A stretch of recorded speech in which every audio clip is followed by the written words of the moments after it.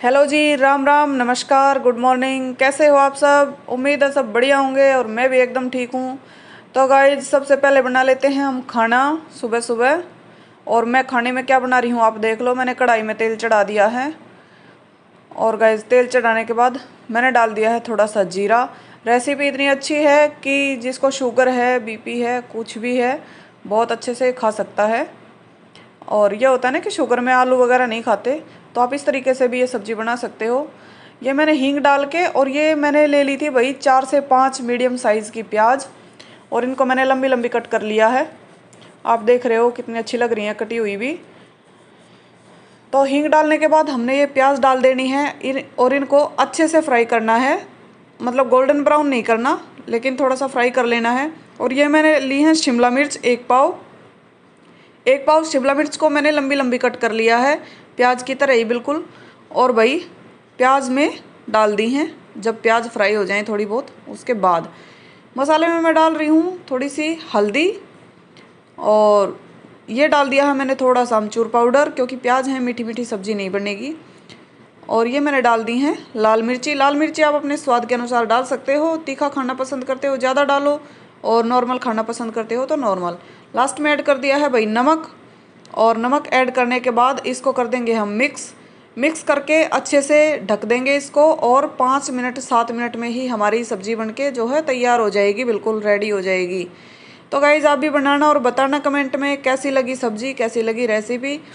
और ये देखिए कितना अच्छा कलर आया है, कितनी अच्छी लग रही है सब्ज़ी, है ना।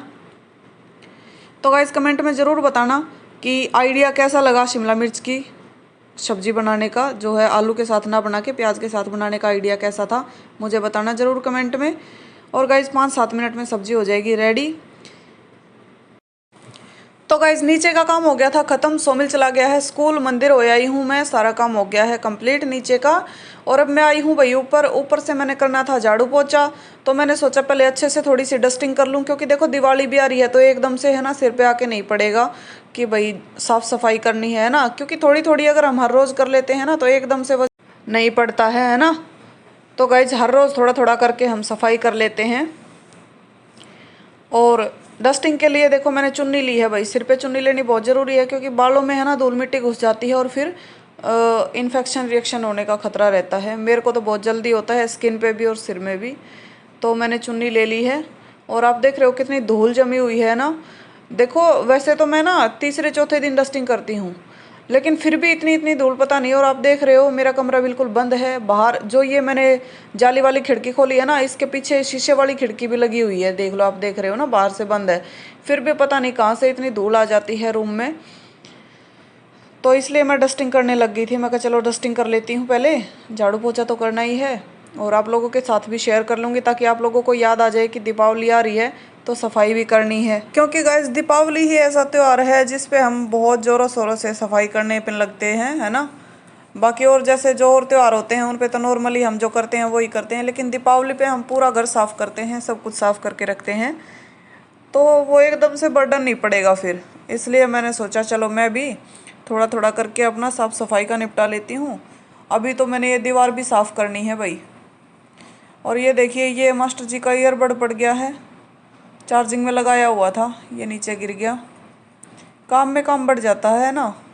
आप भी कभी नोटिस करके देखना, जब आपके पास ज़्यादा काम होगा ना, तभी कुछ ना कुछ गड़बड़ होगी, तभी काम बढ़ेगा कुछ ना कुछ। तो गाइज़ लगा दिया है ईयरबड चार्जिंग में, और फिर मैं लगी हूँ झाड़ू लगाने। झाड़ू कंप्लीट करूँगी अभी, काफ़ी टाइम लग जाएगा झाड़ू में भी।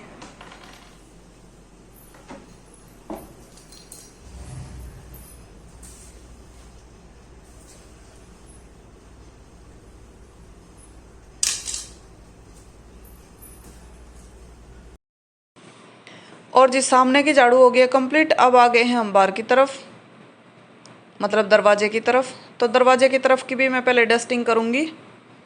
और डस्टिंग कपड़ा नहीं ले रही हूँ, आप देख रहे हो, झाड़ू से, क्योंकि है ना ऊपर तक हाथ नहीं जाता, ऊपर तक झाड़ू चली जाती है।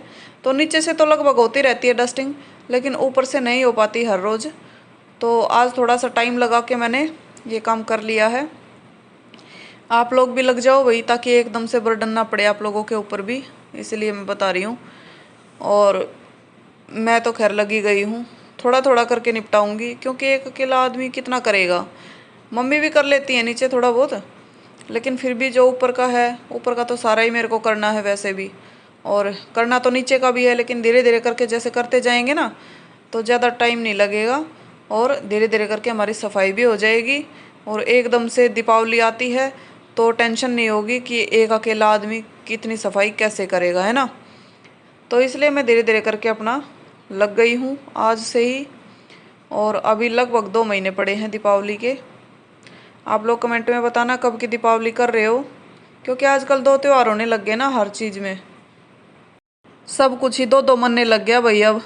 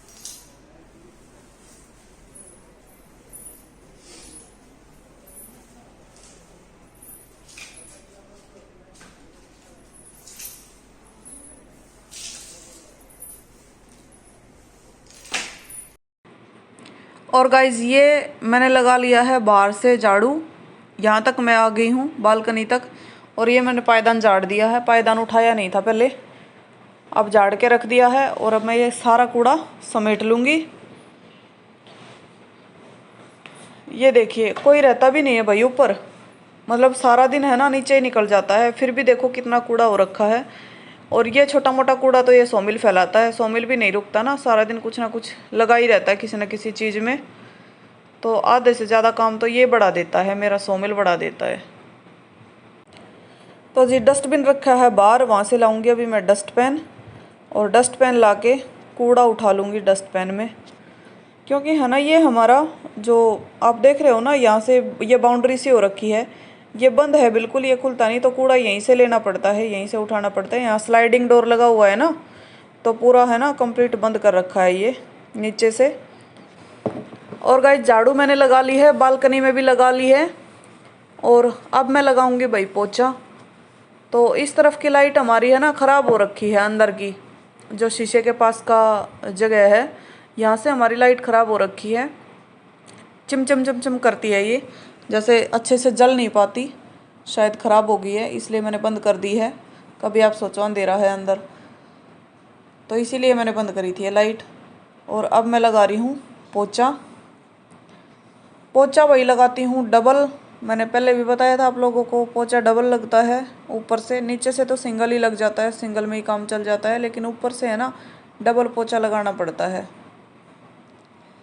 और डबल पोछा लगता है तो मेहनत भी डबल लगती है, आप लोगों को पता है पोछा लगाने में कितनी मेहनत लगती है, बैठ बैठ के पोछा लगाना पड़ता है। और भाई लगाया करो आप भी, देखो बैठ के पोछा लगाने के बहुत सारे फ़ायदे हैं। एक्सरसाइज हो जाती है। और पंजे पंजों पे लगाओ अगर आपसे हो सके ना, जैसे पंजे पे हम उकड़ू बैठते हैं ना, अगर पंजे पंजे पे पोछा लगाओगे ना तो आपको कोई एक्सरसाइज करने की भी ज़रूरत नहीं रहेगी, ये मेरी गारंटी है। इससे है ना बहुत जल्दी ही वेट कम होता है, पेट कम होता है बहुत जल्दी। और जो हमारे पैर हैं ना बहुत मजबूत होते हैं, क्योंकि जब हम उकड़ू बैठते हैं तो पूरे शरीर का वजन हमारे पैरों पे आ जाता है, तो इस वजह से हमारे पैर भी बहुत मजबूत हो जाते हैं इससे। तो भाई पोछा लगाना चाहिए हमेशा बैठ के। और जो वाइपर से या वैसे पोछा लगाते हैं उनके लिए स्पेशली बोल रही हूँ, थोड़ा सा टाइम लगाया करो भाई, क्योंकि शरीर बहुत ज़रूरी है आगे के लिए, आगे काम आएगा अपने। तो काम में जो काम करोगे उसी में एक्सरसाइज करो। मैं ये नहीं कहती अलग से एक्सरसाइज मत करो, करो, लेकिन जो हम काम करते हैं ना ये भी हमारी एक तरह से एक्सरसाइज होती हैं। और इसको अगर हम मन लगा के करते हैं ना तो बहुत फ़ायदे होते हैं। देखो मैं है ना काफ़ी मोटी हो गई थी भाई पहले, तो फिर मैंने काम वाली हटाई अपनी और अपना काम शुरू किया, पोछा वोछा लगाना शुरू किया, तो वेट भी कम हो रहा है धीरे धीरे करके। ये तो नहीं है कि एकदम से ही मैं पतली हो गई, स्लिम ट्रिम हो गई, नहीं, अभी है, फैट है अभी भी, लेकिन धीरे धीरे करके है ना रिड्यूस हो जाएगा, क्योंकि साथ साथ एक्सरसाइज भी चलती हैं। जब भी टाइम लग जाता है मैं एक्सरसाइज भी कर लेती हूँ, और टाइम नहीं लगता है तो काम तो जैसे है ही, तो काम ही आप देख लो, काम ही इतना ज़्यादा हो जाता है घरों में कि सारा सारा दिन सांस नहीं आ पाता। तो गाइज काम में भी एक्सरसाइज है, काम करा करो भाई।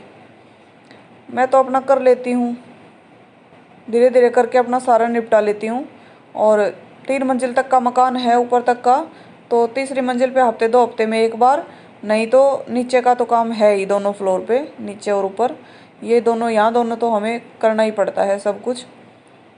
और थकावट भी होती है, रात को नींद भी बड़ी अच्छी आती है। आप देखना जैसे काम करते हो ना आप, बहुत अच्छी नींद आती है रात को थकने के बाद।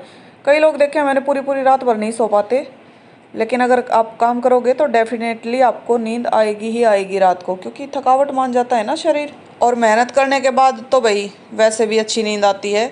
तो मेहनत करो, स्वस्थ रहो और मस्त रहो।